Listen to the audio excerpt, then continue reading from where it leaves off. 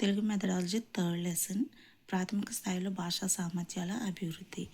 ఇక్కడ భాష అంటే ఏంటి? భాష అంటే భాషించబడేది భాష అనమాట. భాషించడం అంటే ఏంటి? మనసులో ఉన్న భావాలను కంఠధ్వనుల ద్వారా తెలియచేయడమే భాషించడం అంటారు. పరస్పర భావ వినిమయం కోసం చేసే వాగ్రూప వ్యవహారమే భాష. అటువంటి భాషను మాట్లాడే శక్తి సృష్టిలో ఎవరికి ఉంది? ఒక మానవ జాతికి మాత్రమే ఉందన్నమాట. అందుకే భాష మనిషిని జంతువు నుండి వేరు చేస్తుందని చెప్పొచ్చు. మనం మానవ జీవితాన్ని సఫలం చేయాలి అంటే దానికి ఒక విశిష్టమైన సాధనం ఏంటి? భాష. మన సంస్కృతి, వారసత్వం, సాహిత్యం అన్నీ మన భాష మీదే ఆధారపడి ఉంటాయి. మన డైలీ లైఫ్లో మన పరస్పరం భావగ్రహం చేయడానికి మనకు భాష అవసరం అన్నమాట. ప్రాథమిక స్థాయిలో భాష ఎలా ఉంటుంది? మొక్కలా ఉంటుంది. మాధ్యమిక స్థాయిలో పువ్వులా ఉంటుంది. ఉన్నత దశలో అయితే పండు నిండుదనం సంతరించుకుంటాయి అన్నమాట. మన అభిప్రాయాలు స్పష్టంగా ఇతరులకు భా భాషణ అంటే మాటల రూపంలో తెలియచేస్తాయి. ఇలా చేయడాన్ని మనం ఏమంటాం? భాషణం అంటాం అనమాట. ఇక్కడ మానవులోని మానవునిలోని మానసిక, సాంఘిక, ఉద్వేగ, సాంస్కృతిక, కళా వికాసాలన్నిటికీ భాషే పట్టుకొమ్మ. మనిషి మూర్తిమత్వ వికాసానికి మూలం కూడా భాషే. ఇక్కడ ఆంధ్రప్రదేశ్ రాష్ట్ర విద్యా ప్రణాళిక పరిధిపత్రం 2011 ఒక నిర్వచనం ఇచ్చింది. ఏంటి? విద్యా వ్యవస్థలో పిల్లలు, ఉపాధ్యాయులు కీలకమైన వారు. పిల్లలను జ్ఞాన నిర్మాతలుగా భావించినప్పుడు ఉపాధ్యాయులలో పాఠ్యపుస్తకాలలో బోధనాభ్యసన ప్రక్రియల్లో బృహత్తరమైన మార్పులు చోటు చేసుకోవాలి. జ్ఞాన నిర్మాణానికి దోహదపడేలా బోధనాభ్యసన ప్రక్రియలు పిల్లలకు అనేక రకాలైన అనుభవాలను కలిగించాలి. దీంట్లో పిల్లల భాష కీలకమైనది. తరగతి గదిలో పిల్లల భాష వారి జ్ఞాన నిర్మాణానికి తోడ్పడాలి.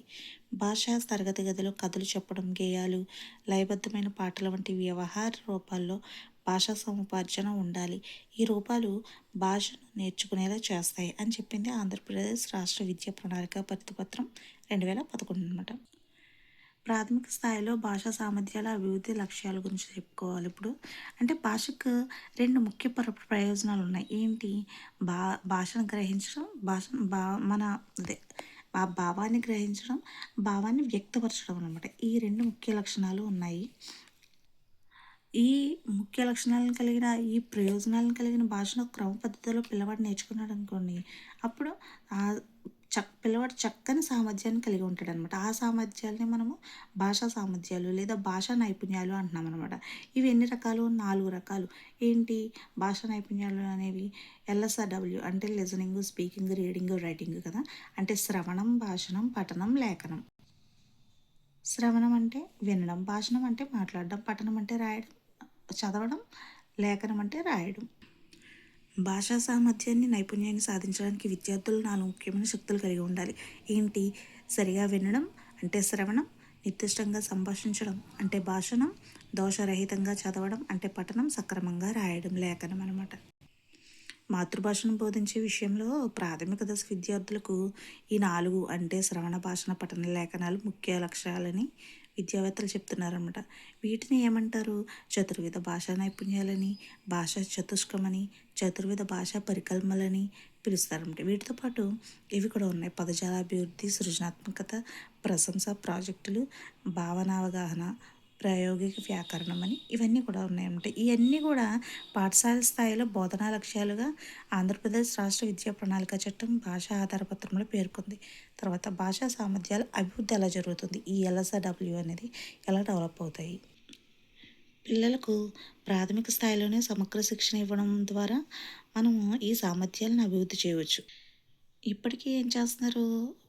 టీచర్స్ పిల్లలు స్కూల్లో చేరగానే వాళ్ళకి దిద్దడం నేర్పించేస్తున్నారు. అదే మండు పద్ధతిలో, సాంప్రదాయ పద్ధతిలో దిద్దడం నేర్పించేస్తున్నారనమాట. ఇది పూర్తిగా మనోవైజ్ఞానిక సూత్రాలకు వ్యతిరేకం.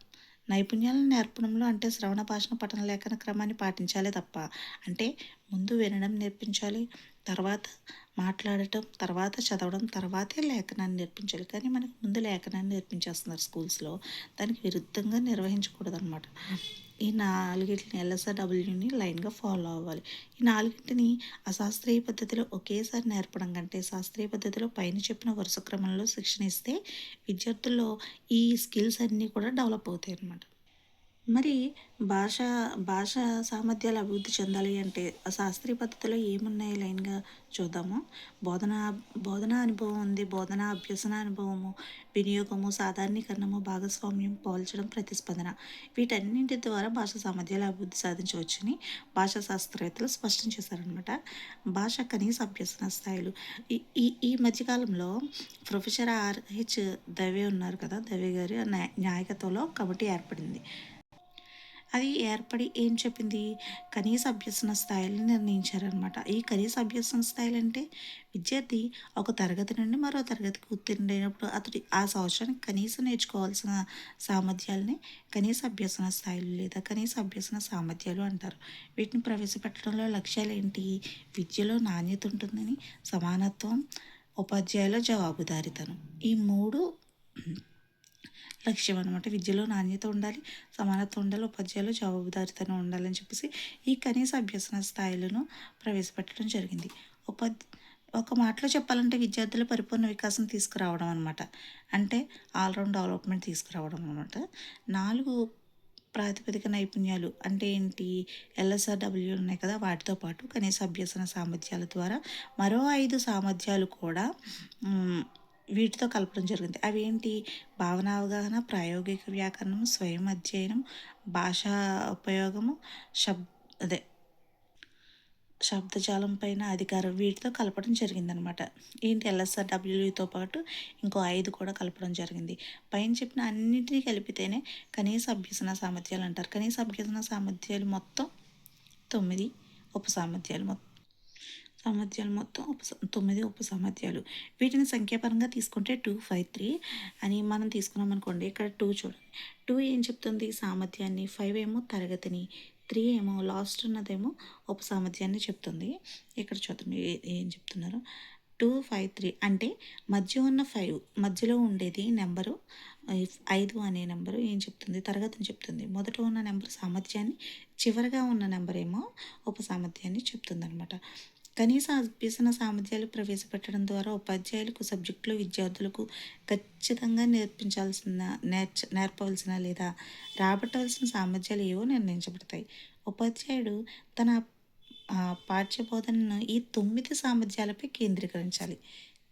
దీనివల్ల ఏమవుతుందంటే ప్రాథమిక విద్య పూర్తయ్యే లోపల విద్యార్థులు చక్కని భాషా వికాసం వెల్లివిరుస్తుందనమాట. మరి ఈ భాషా వికాసం ఈ భాషా నైపుణ్యాలు ఈ స్కిల్స్ అయితే ఉన్నాయో వాటి యొక్క లక్ష్యాలు ఏంటి? మరి భాష ప్రాథమిక ప్రయోజనం ఏంటి అంటే భావ వినిమయం. మన లోపల ఏదైతే ఉన్నాయో మనము ఏమైతే అనుకున్నామో స్పష్టంగా వ్యక్తీకరించాలి. అదేవిధంగా వ్యక్తీకరించగలగాలి. అదేవిధంగా ఎదుటి వాళ్ళు చెప్పింది మనం అర్థం చేసుకోగలగాలన్నమాట. ఇదే ప్రాథమిక ప్రయోజనం అనేది. ఈ ప్రయోజనం చక్కగా నెరవేరడం కోసం భాషను వినియోగించుకుంటూ ఉంటాము కదా! వివిధ రూపాల్లో భాషను నేర్చుకుని ఈ నైపుణ్యాలని మనం భాషా నైపుణ్యాలు అని అంటాం. అంతే కదా! భాష ప్రాథమిక ప్రయోజనం ఏంటి? భావ వినిమయం. ఈ ప్రయోజనం చక్కగా నెరవేరడం కోసం భాషను ఉపయోగించుకుంటాము. ఈ వివిధ రూపాల్లో భాష నేర్చుకుని ఈ నైపుణ్యాలని భాషా నైపుణ్యాలు ప్రాథమిక స్థాయిలో విద్యార్థులకు మాతృభాష బోధనలో ఇవి ఉపయోగపడతాయి అన్నమాట. ఎల్ఎస్డబ్ల్యూ అనేవి. ఇది భాషలో మూలకాలు వంటివి కూడా ఇవే. భాషలో మూలకాలు వంటివి ఏంటి అని అడిగినప్పుడు ఎల్ఎస్డబ్ల్యూ అనమాట. భాషలో మూలకాలు వంటివి అన్నాం కదా! అసలు ఈ మూలకాలు ఒకదానితో ఒకటి కలిసిపోయి మిశ్రమ లోహాలుగా ఎలా అయితే ఏర్పడతాయో ఈ నైపుణ్యాలు కూడా ఒకదానితో ఒకటి కలిసిపోయి మిశ్రమ నైపుణ్యాలుగా ఏర్పడతాయి అన్నమాట. అంటే వినియోగ నైపుణ్యం, వ్యక్తీకరణ నైపుణ్యం, సృజనాత్మక నైపుణ్యం అని చెప్పేసి ఇలా ఒకదానికొకటి కలిసిపోయి వివిధ నైపుణ్యాలు కూడా ఏర్పడతాయి. ప్రాథమిక స్థాయిలో ప్రాథమిక స్థాయిలో పిల్లల ప్రాతిపదిక నైపుణ్యాలను భాషా బోధన లక్ష్యాలుగా పెంపొందించాల్సి ఉంటుంది. అయితే మిగిలిన సబ్జెక్టులు సామర్థ్యాల సాధన కూడా భాషా సామర్థ్యాన్ని అనుసరించి ఉంటుంది. అంటే పిల్లలు భాషలో సామర్థ్యాన్ని సంపాదించిన దాన్ని బట్టి మిగిలిన సబ్జెక్టుల్లో కూడా సామర్థ్యాన్ని కలిగి ఉంటారనమాట. అందుకే every subject teacher is basically A language teacher అన్నారనమాట. ప్రాథమిక స్థాయిలో అంటే 5th క్లాస్ కంప్లీట్ అయ్యేసరికి మనం కింది భాషా నైపుణ్యాలను మనం ఆశించాలి. అంటే అదే ఎల్ఎస్ఆర్‌డబ్ల్యూనే వాటిని ఇంకా ఎక్స్ప్లెయిన్ చేస్తూ ఉన్నారంతే. అసలు శ్రవణం అంటే ఏంటి? వినడం అంటే ఏంటి? ఉపాధ్యాయుడు బోధించే అంశాలను శ్రద్ధగా వినడం. ఉపాధ్యాయుడు చెప్పే కథలను, సూచనలు విని అర్థం చేసుకోవడం అనమాట. వివిధ ధ్వనులను గుర్తించడం. ఆ ధ్వనులకు సంబంధించిన వర్ణాలను గుర్తించడం, భావాన్ని అర్థం చేసుకోవడం, పదజాలాన్ని అభివృద్ధి చేసుకోవడం, ఆలోచన శక్తిని అభివృద్ధి చేసుకోవడం, మంచి ఉచ్చారణ దక్షతను పెంపొందించుకోవడం. ఇక్కడ మంచి ఉచ్చారణ దక్షతను పెంపొందించుకోవడం అనేది మనము భాషణం అనేసుకుంటాం కదా. మంచిగా విన్నప్పుడే మనము మంచిగా మాట్లాడగలుగుతాం అనమాట. ఇది చాలా కన్ఫ్యూజ్ అవుతాం మనము. ఇక్కడ ఒక విషయం గమనించాలి మనం. ఉపాధ్యాయుడు చెప్పే విషయాలు ఆనందదాయకంగా, ఆసక్తికరంగా ఉంటేనే విద్యార్థులు మనసు పెట్టి వింటారు. అదే జాయ్ఫుల్ లెర్నింగ్కి దారితీస్తుంది అనమాట. తర్వాత భాషణం. భాషణం అంటే ఏంటి? మాట్లాడడం. పిల్లలు తమ భావాలను నిర్దిష్టంగా చెప్పగలగడం, తనకు కలిగిన అనుభవాలను, ఆలోచనలను సొంత మాటలు వ్యక్తీకరించగలగడం, తమ ఇంటిని గురించి, పండుగను గురించి, కుటుంబాన్ని గురించి, ఒక వస్తువుని గురించి మాట్లాడి 10 మాటలు చెప్పగలగడం, తన చుట్టూ ఉన్న పరిసరాల గురించి సరికొత్త పదజాలంతో వర్ణించి చెప్పగలగడం. ఇక్కడ ధ్వని దోషాలు, భాషా దోషాలు, భావదోషాలు లేకుండా నిర్దిష్టంగా మాట్లాడడం, తగు వేగంతో ధారాళంగా మాట్లాడడం, విషయ దోషాలు, భావదోషాలు లేకుండా మాట్లాడడం, చక్కని స్వరం, స్పష్టమైన ఉచ్చారణ ఉండేటట్లు ఉండడం, సభాకంపం లేకుండా మాట్లాడటం, సందర్భానికి తగినట్లు మాట్లాడడం, నిత్య వ్యవహారంలోని సజీవమైన వాడుక భాషల్లో మాట్లాడగలడం. ఇక్కడ పఠనం అంటే చదవడం అనమాట. వివిధ రూపాల్లో అంటే లిపి, చిత్రాలు మొదలగు సంకేతాలను గురించి అందులోని భావాన్ని గ్రహించడమే పఠనం అని భావించవచ్చు మనము. టీవీలో వచ్చే యాడ్స్ చదవగలిగే నైపుణ్యం ఉండాలి. అదేవిధంగా ఒక విషయాన్ని గ్రహించడం, విలువలు, వైఖరులు పెంపొందించడానికి ఉపాధ్యాయుడు సహాయపడాలన్నమాట. అంటే దీనివల్ల మనకి ఏం రావాలి చదవడం వల్ల, పఠనం వల్ల మనకి ఏం కలగాలి అంటే భావయుక్తంగా చదవగలగాలి, విరామ చిహ్నాలను పాటిస్తూ నిర్దిష్ట ఉచ్చారణతో దోషరహితంగా చదవగలగాలి, గోడ పత్రికలను, బాల సాహిత్యానికి చెందిన కథలను, వార్తాపత్రికలను, ఉత్తరాలను చదివి అర్థం చేసుకోవాలి. అదేవిధంగా సరళంగా ఉండే కవుల పద్యాలను, గేయాలను చదవగలగాలి, తడబడకుండా చదవాలి, తగిన వేగంతో ధారాళంగా చదవాలి, ధ్వని దోషాలు లేకుండా చదవాలి, ద్విత్వాక్షరాలను, సంయుక్తాక్షరాలను స్పష్టంగా చదవగలగాలి, భాషా జ్ఞానాన్ని పెంపొందించుకోవడం, వాచికాభినయంతో చదవడము, ఆనంద అనుభూతులతో చదవడము, విరామ సమయాన్ని సద్వినియోగం చేసుకోవడము, రచయితల భావాలను గ్రహించడము, స్వీయ శైలిని ఏర్పరచుకోవడము, చదివిన విషయాలను పునర్పలనం చేసుకోవడము, వివిధ కవుల రచనా శైలిని ప్రశంసించడము, ఇవి జరగాలన్నమాట. తర్వాత లేఖనం రాయడం అనమాట. తనకు తెలిసిన విషయాలను దోషరహితంగా పదాలకు, వాక్యాలకు సమానమైన ఖాళీతో అందంగా రాయగలగడమే. అందమైన దస్తూరి అలవర్చుకోవడము, సొంతంగా చిన్న చిన్న లేఖలు, కథకు ముగింపులు రాయగలగడం, విరామ చిహ్నాలను పాటించగలగడం. ఇక్కడ చూడండి, విరామ చిహ్నాలను పాటించగలగడం అనేది లేఖనంలోకి వస్తుంది. అదే ఇక్కడ చూడండి 12 పాయింట్ విరామ సమయాన్ని సద్వినియోగం చేసుకోవడం అనేది పఠనం అన్నమాట. ఓకేనా. తర్వాత ఏకవచన, బహువచనాలను, భాషా భాగాలను, వాక్య నిర్మాణాలను గుర్తించగలగడం, కొన్ని పదాలకు, పర్యాయ పదాలకు, వ్యతిరేక పదాలకు అనుదిన వ్యవహారంలో ఉపయోగించడం, ఇవన్నీ చిన్న చిన్న సామెతలను వాక్యాలలో ప్రయోగించగలగడం. విద్యార్థి కింది నైపుణ్యాలను కూడా కలిగి ఉండాలి. ఏంటి? అందంగా రాయగలగడం, అక్షర దోషాలు లేకుండా రాయగలడం, భావదోషాలు, భాషా దోషాలు లేకుండా రాయగలగడం, పదాలకు, వాక్యాలకు, పంక్తులకు సమతను పాటిస్తూ రాయడం, తగిన వేగంతో రాయడం, ఊనికతో రాయడము, విమర్శనాత్మకంగా రాయడం, అవసరమైతే ఉన్న విషయాన్ని క్లుప్తంగా రాయడం, జాతీయాలు, సామెతలు ఉపయోగించి రాయడం, నేటి తరానికి సంబంధించిన అంశాలను భావితరాల వారికి అందించడం, ఇతర భాషల నుండి అవసరమైన అంశాలను తన భాషలోకి తర్జుమా చేసి రాయగలగడం, ఆకర్షణీయమైన ప్రామాణిక వాడుక భాషలో సొంత శైలిలో రాయడం, ధారాళంగా రాయగలగడం.